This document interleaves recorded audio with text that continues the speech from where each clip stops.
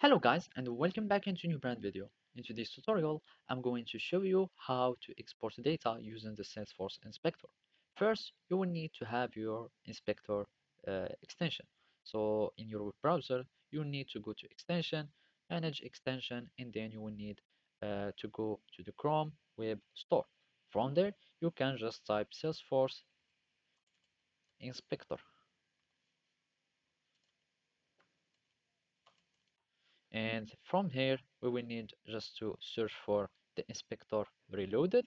We can click on this Salesforce inspector and we will need this one since this extension is deprecated. So we need just to search for the Salesforce inspector reloaded and you will need just to add it. After that, you will need just to go back to your homepage or Salesforce, and from there you will find this little arrow in the side that will be added. Then we need just to click on it, and from here we will find all these shortcuts and objects. So from here you will need to choose any objects that you would like, and then we will need to click on data export. For example, we can search for accounts,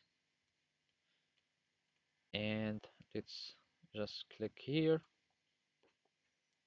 and simply go back, and we need to search for account settings or account or anything. So from there you can choose any type of your elements, and simply you will need to click after that on data export. So here, as you can see, it is exporting from the account.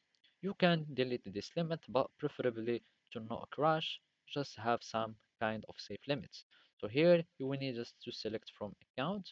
You can type, for example, select all from account, and then you will need just to run the export. And of course, in my case, I have only this problem since I don't have a higher license or for my Salesforce. And basically, you can uh, enable it for the reloaded or the inspector. Then you will have all your data there, and then you can start downloading all your data. So simply this is how you can do it. Thank you for watching and see you next time.